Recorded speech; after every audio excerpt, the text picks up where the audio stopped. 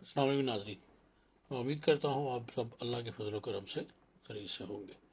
کیا ہمیں پاکستان کا ہم تاریخی جائزہ لے رہے ہیں، اور آج اس کے پہنچے ہم باب نمبر 4 پہ، رہبر دور اندیش۔ انگریز کی وحشت اور استبداد کا یہ عالم تھا کہ جس شخص کے بارے میں شک ہوتا کہ اس نے کسی طور پر جنگ آزادی میں حصہ لیا ہے، اس کو بغیر تحقیق، بغیر مقدمہ چلائے پابند سلاسل کر دیا جاتا۔ کسی کو بھی وہابی کہہ کر درخت پر لٹکا دیا جاتا۔ اس مظالم کا نتیجہ یہ تھا، پوری قوم سہمی ہوئی تھی، ڈری ہوئی تھی۔ اس قسم پرسی، ذلت آمیز، یاس انگیز، مرگ آفریں حالات میں ایک ہستی اٹھی جس کو دنیا آج سر سید احمد خان کے نام سے یاد کرتی ہے۔ وہ کوئی مامور من اللہ نہیں تھے، اور نہ ہی کبھی انہوں نے ایسا دعویٰ کیا تھا، بلکہ جب مولانا حالی نے ان کی سوانح عمری، سوانح حیات مرتب کرنے کا ارادہ کیا اور ان کی زندگی کے متعلق جاننا چاہا، تو انہوں نے فرمایا، میری زندگی میں اس کے سوا کہ لڑکم ہم نے خوب کبڈیاں کھیلی، کبوتر اڑائے، ناچ مجرے دیکھے، اور بڑے ہوئے تو نیچری اور بے دین کلائے، اور رکھا ہی کیا ہے۔ مذہبی اور فقہی حوالے سے علماء حضرات کو ان سے جو بھی اختلاف رہا ہو اور ہے، ان پر جس طرح کے بھی فتوے رہے ہوں، لیکن ایک بات 100% درست ہے کہ وہ مسلمان قوم کے سچے اور بے لوث درد مند تھے۔ اس میں کوئی شک نہیں کہ انہوں نے ذلت کی چکی میں پستی ہوئی قوم کے بارے میں سوچا۔ ان کی نظر میں تھا کہ کس طرح مسلمانوں کے خلاف بغاوت کا الزام لگا کر انہیں ہر قسم کے ظلم و ستم، استبداد، جور و تشدد کا نشانہ بنایا جا رہا ہے۔ ایسے میں انہوں نے اپنا مشہور رسالہ اسباب بغاوت ہند لکھ کر ہندوستان اور انگلستان کے سیاسی حلقوں میں تہلکہ مچا دیا۔ 1857 کے ماحول میں ایسی جورت کوئی چھوٹی بات نہیں تھی۔ اس کا اندازہ گورنمنٹ آف انڈیا کے فارن سیکرٹری کے اس وقت کے کہے گئے الفاظ سے ہو سکتا ہے۔ وہ کہتا ہے کہ اس شخص نے نہایت باغیانہ مضمون لکھا ہے، اس سے حسب ضابطہ فوراً باز پرس کی جائے، اور اگر معقول جواب نہ دے سکے تو سخت سزا دی جائے۔ اس میں سب سے خاص بات یہ ہے کہ اس وقت سر سید احمد خان گورنمنٹ ملازم بھی تھے، اور گورنمنٹ بھی غدر کے زمانے کی، لیکن آپ کی جرات بے باک کام کر گئی۔ چنانچہ انگلستان کے مشہور اخبار ہوم نیوز نے اس پر تبصرہ کرتے ہوئے لکھا تھا کہ سر سید نے انتہائی دلیری سے اپنے رائے کا اظہار کیا ہے، اور یہ بات محتاج بیان نہیں کہ اس کی جرات مندانہ رائے نے حکمران طبقے کو بےحد متاثر کیا ہے۔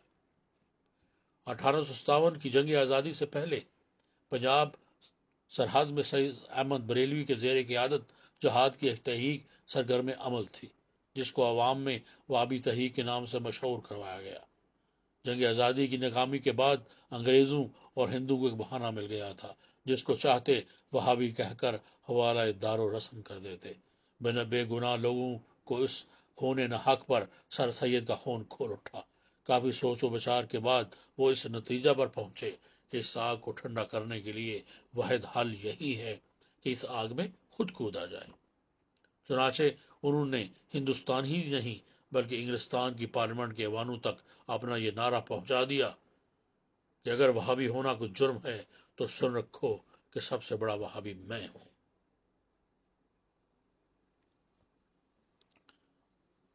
عزیزان من، جب آپ کے جرات مندانہ اقدامات سے مسلمانوں کے اس طرح بے جا قتل و غارت گری کا سیلاب کچھ تھما، تو انہیں مسلمانوں کے مستقبل کی فکر ہوئی۔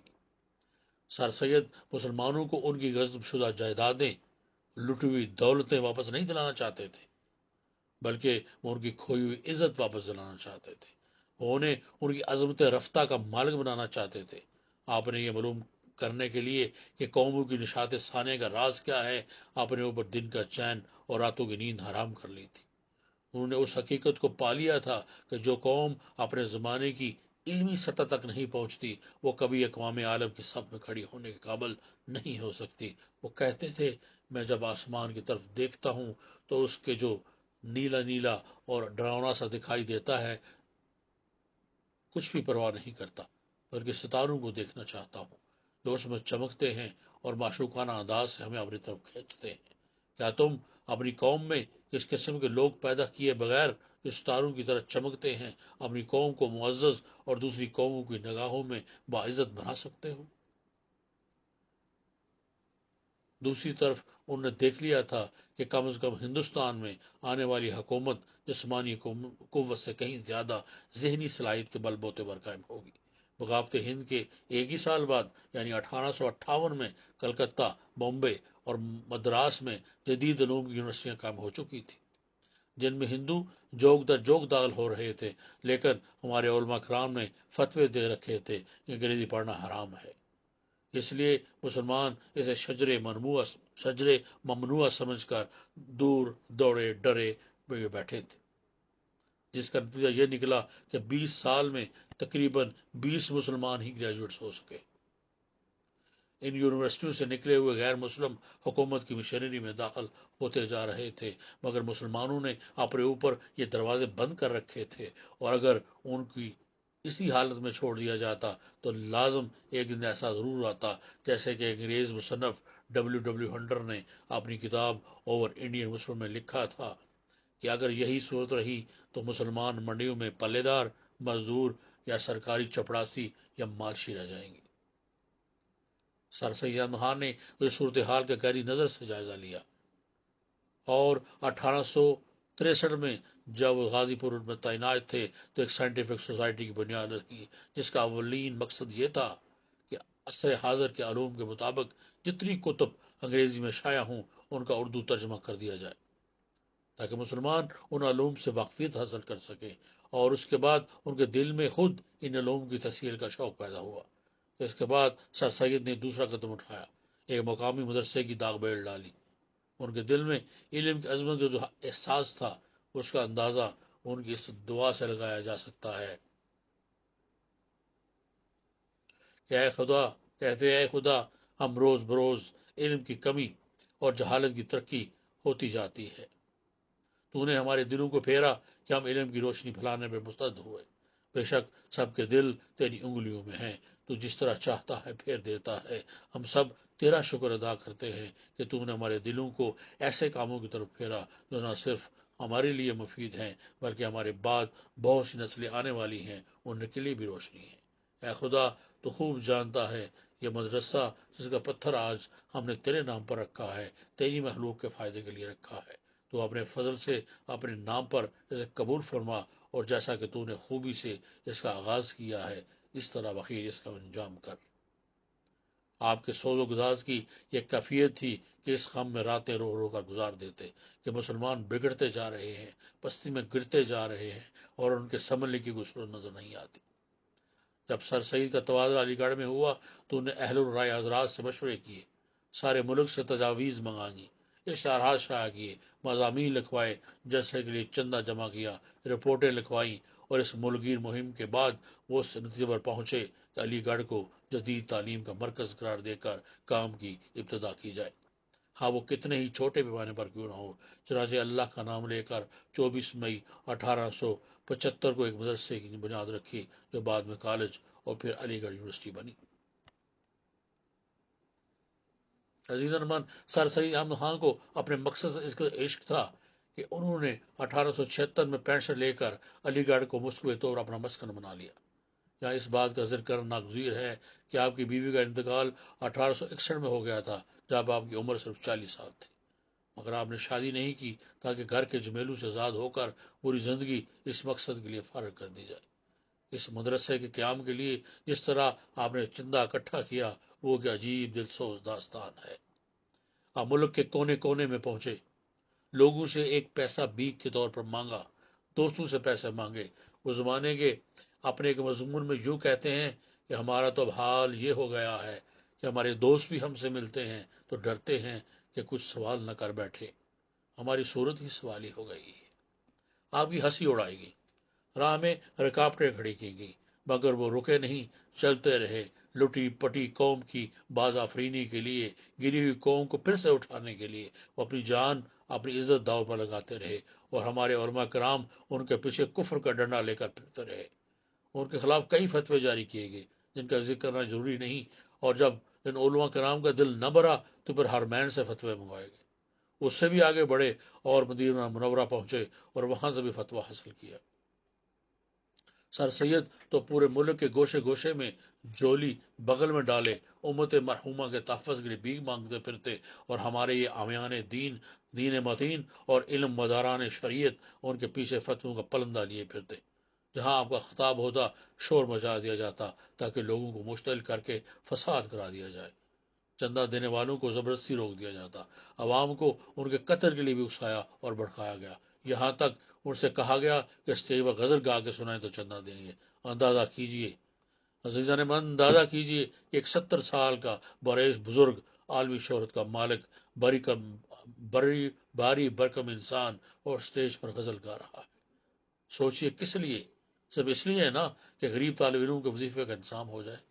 اس وقت کی صورتحال کا اندازہ آپ یہ تقریر کے ان الفاظ سے لگایا جا سکتا ہے جو انہوں نے لاہور میں ایک عظیم اجتماع سے تعبرتے ہوئے کہا تھا: اے بزرگان پنجاب، میں فرض کرتا ہوں کہ بدعقیدہ ہوں، آپ سے پوچھتا ہوں کہ اگر ایک کافر مرتد آپ کی قوم کی بھلائی کے لیے کوشش کرے تو کیا آپ اسے اپنا خادم، اپنا خیر خواہ نہیں سمجھیں گے؟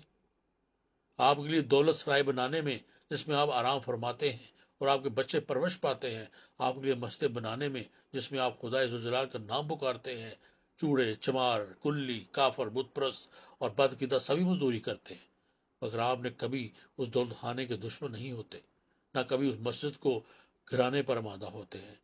بس آپ لوگ مجھے بھی اس مدرسۃ العلوم کے قیام کرنے میں ایک کلی چمار کی مانند صبر کیجیے اور میری محنت اور مشقت سے اپنے گھر بننے دیجیے، اس وجہ سے کہ اس کے بنانے والا یا اس میں مزدوری کرنے والا ایک کلی ایک چمار ہے۔ اپنے گھر کو مت جائیے کہ آپ صاحب مجھ بدبخت نامہ اعمال سیاہ کی شامت اعمال سے اپنی قوم کو اور ان کی اولاد کو نسل در نسل ڈبونا اور خراب خستہ حال میں ڈالنا چاہتے ہیں۔ اگر آپ صاحب میری حالت کو بدتر جانتے ہیں تو اس سے عبرت پکڑو، لیکن برائے خدا اپنی قوم کی، اپنی اولاد کی بھلائی اور بہتری کا تو فکر کرو۔ مولانا حالی فرماتے ہیں کہ سر سید کے منہ سے یہ الفاظ نکل رہے تھے اور سامعین پر سکتے کا عالم طاری تھا۔ کوئی مسلمان ایسا نہ تھا جو زار خدا رو نہ رہا ہو۔ جس کو بے دین کہا گیا، نیچری اور کہور کہا گیا، ابلیس لائن کہا جاتا رہا، اس نے جب یہ محافظین دین متین اپنے اپنے حجروں میں اور خانقاہوں میں بیٹھے دین کی حفاظت کر رہے تھے اور نئے نئے فتحوں اور فقہی مسائل کے داؤ پیش بیان کر رہے تھے، اس وقت اسی کافر ملحد نے تنہا ولیم مور کی کتاب جو اس نے نبی پاک صلی اللہ علیہ وسلم کی سیرت پر لکھی تھی اور اس میں آپ صلی اللہ علیہ وسلم کی ذات اقدس پر ناروا جملے لکھے تھے، اس کو چیلنج کیا اور اس کے جواب میں کتاب لکھی۔ جب کتاب تیار ہو گئی تو اس کو چھپانے کے لیے پیسے نہیں تھے۔ آپ نے اپنی کتابیں گھر کا سامان بیچ کر، قرض لے کر، دوست سے بھیک مانگ کر بڑی مصیبت سے پیسہ اکٹھا کیا اور کتاب کو چھپایا۔ اس زمانے میں نواب محسن ملک کو اپنے خط میں لکھتے ہیں: چاہے میں محتاج فقیر بھیک مانگنے کے قابل ہو جاؤں، میں کتاب ضرور چھپاؤں گا تاکہ جب قیامت دن میں جو میرا نام پکارا جائے تو خدا فرمائے کہ سید احمد کو بلاؤ جو اپنے نانا کے نام پر فقیر ہو گیا۔ عزیزان من، مختصر کرتا ہوں بھی یہاں پہ، کہاں تک چلیں گے، کہاں تک سنیں گے آپ کے پاس وقت کم ہے۔ آپ اپنے ایک دوست کو لکھیں گے خط میں نہایت دل دوزی اور جو سودی کے ساتھ اپنی قلبی کیفیت کا اظہار فرماتے ہیں: افسوس خدا ہاتھ نہیں آتا، جناب رسول اللہ موجود نہیں، ورنہ ان میں سے ایک ایک کا ہاتھ پکڑ کر ان کے سامنے لے جاتا اور کہتا: اے خدا، اے جناب رسول خدا، بتائیے کہ ان میں اور مجھ میں تمہارا دوستدار کون ہے، میں گنہگار یا یہ دیندار؟ اور انشاءاللہ اگر خدا سچ ہے اور قیامت درست ہے تو یہ مارکا ہو کر رہے گا۔ تاریخ کے جھروکوں میں جھانکیے تو سر سید کی بات کا فیصلہ اسی دن ہو چکا۔ سر سید احمد خان آج بھی اسلام کے خادم اور ملت اسلامیہ کے سچے مسلم محسن کی حیثیت سے زمانے کے صفات پر ستاروں کی طرح چمک رہے ہیں، مگر جنہوں نے ان کے خلاف رکاوٹیں کھڑی کی، ان کے خلاف فتوے لگائے، ہر طرح سے ان کا راستہ روکنے کی کوشش کی، انہیں بدنام کرنے کی کوشش کی، ان کا کوئی نام تک نہیں جانتا، اور کہیں ان کا ذکر آتا ہے تو بھی اس حیثیت سے کہ انہوں نے سر سید کے خلاف فتوے صادر کیے تھے، یعنی وہ سب سر سید احمد خان کی نسبت سے پہچانے جاتے۔ پھر یوں ہوا عزیزان من کہ 27 مارچ 1858 98 کی ایک شب کو یہ بطل عظیم قوم کے درد میں دن رات گل گل کر قوم کی عظمت کی مراد دل میں لیے دنیا سے رخصت ہو گیا۔ ان کے مرنے کے بعد ان کا صندوق کھولا گیا تو اس میں 5 روپے نکلے اور کفن کا انتظام بھی دوستوں نے کیا۔ ان کی وفات پر ہندوستان اور باہر بہت کچھ کہا گیا۔ میں صرف ایک مرثیے کا ذکر کروں گا جسے لندن کی مشہور خاتون نے لکھا تھا: ایک تناور درخت جہاں کھڑا تھا وہیں گر پڑا۔ اس کی سایہ دار شاخیں چاروں طرف دور تک جھومتی تھیں اور صحت بخش شبنم ان سے ٹپکتی تھی۔ انہوں نے کثرت سے بیج بکھیرے اور ان کے سائے میں بنجر زمین میں حیات تازہ کی نمو ہو گئی۔ بیج پھوٹ نکلے، شگفتہ شاداب پھول کھلنے لگے، خوبصورت پھولوں نے جو حسن و توانائی سے آراستہ سے اس ویران ریگستان کو گلزار بنا دیا۔ اب اشک بہاؤ اور شاہانہ درخت کے لیے کہ اجل نے اسے گرا دیا، غم کرو لیکن امید کے ساتھ، کیونکہ وہ سرسبز شاداب کھیتیاں جو اس کی ارک ریزیوں کا ثمر ہیں اس کے مزار کے گرد لہلہا رہی ہیں۔ جن نونہالوں نے اسی آغوش میں نشو نما پائی، اب وہ پھول پھل رہے ہیں۔ یہ نونہال بھی اس کی مانت زندہ رہیں گے تاکہ کسی نہ کسی ویرانے کو گلزار بنا جائے۔ الہ آباد کے ہندو پنڈت نے کہا تھا: ہم مسلمانوں سے دولت میں زیادہ ہیں، تعلیم میں زیادہ ہیں، تعداد میں زیادہ ہیں، مگر افسوس ہم میں کوئی سر سید نہاں نہیں، بلکہ ہم اگر 20 بھی مل جائیں تو بھی ان کے برابر نہیں ہو سکتے۔ غور کرنے کی بات ہے، سر سید احمد کی ساری کوششیں کس مقصد کے لیے تھی؟ صرف یہی نہ کہ ہندوستان کے مسلمان جو کہ بکھرے ہوئے تنکوں کی طرح فضا میں منتشر تھے ان کی پھر شرازہ بندی کی جائے تاکہ وہ اس ملک میں قائم ذات اور مستقل جداگانہ قوم کی حیثیت سے زندگی بسر کرنے کے قابل ہو جائیں، کیونکہ تاریخ گواہ ہے کہ اس وقت مسلمانوں کو یہ حیثیت دینے کے لیے نہ تو انگریز تیار تھا اور نہ ہندو رضامند۔ انگریز مسلمانوں کو باغی فرقہ تصور کرتا تھا اور ہندو ان کو اچھوت قرار دیتا تھا۔ سر سید نے اس کو بھانپ کر 1865 میں کہہ دیا تھا، اور مجھے یقین ہو گیا ہے کہ یہ دونوں قومیں اب کسی کام میں بھی دل سے شریک نہیں ہو سکیں گی۔ ابھی تو کچھ بھی نہیں ہوا، جو وقت گزرتا جائے گا یہ مخالفت اور عناد ان ہندوؤں کے سو ابھرے گا جو تعلیم یافتہ کہلاتے ہیں۔ جو زندہ رہے گا وہ دیکھے گا۔ آپ نے یوں تو بہت کچھ کیا مسلمان ہند کے لیے، مگر 2 بہت بڑے کام کیے۔ ایک تو اسباب بغاوت دیکھ کر انگریزوں کو اطمینان دلایا کہ مسلمانوں کو باغی قوم مت سمجھو، یہ بھی پرامن رہ سکتے ہیں۔ دوسرے، انہوں نے مسلمانوں سے کہا، منتیں کی بلکہ میں تے کہوں گا بھیک مانگی کہ مسلمانوں انگریزی پڑھو، نئے علوم سیکھو، جو غلط ہے انہیں چھوڑ دو، جو صحیح ہے اسے لے لو۔ اس وقت انگریز کلچرل ریولیوشن کا آغاز کر چکا تھا۔ تعلیم کے ذریعے لوگوں کے دماغوں کو بدل دیا جائے، اور ہندو انگریز کی مشپناہی سے اور انگریزی تعلیم کی وجہ سے اور انگریزی کلچر اپنانے کی وجہ سے رفتہ رفتہ ترقی کرتے جا رہے تھے۔ لارڈ میکالے جو اس پورے نظام تعلیم کا بانی تھا، اس نے کہا تھا، ہماری تعلیم کا مقصد یہ ہے کہ ہندوستانی اپنی رنگت کی بنا پر ہندوستانی رہ جائے، باقی ان میں تمام فرق مٹا دیا جائے، یا اپنے ذہن و فکر، تہذیب و معاشرت کے اعتبار سے یورپین بن جائے۔ اس چیز کا ہندو نے کھل کر استقبال کیا اور مسلمانوں میں تقسیم ہو گئے۔ ایک طبقے نے مکمل بائیکاٹ کر دیا کہ انگریزی تہذیب اپنانا تو دور کی بات، نہ انگریزی پڑھیں گے نہ علوم سیکھیں گے، ٹوٹل بائیکاٹ۔ یہ بھی نہیں بلکہ فتوے جاری کر دیے، جو یہ کرے گا وہ کافر ہو جائے گا۔ اس کا نتیجہ یہ نکلا کہ ہندو ہر میدان میں آگے آنے لگے۔ ایک انگریز مصنف W ہنٹر اپنی کتاب اوور انڈین مسلم لکھتا ہے، اگر یہی صورتحال رہی تو مسلمان منڈیوں میں پلے دار، مزدور، سرکاری چپڑاسی یا مالشی رہ جائیں گے۔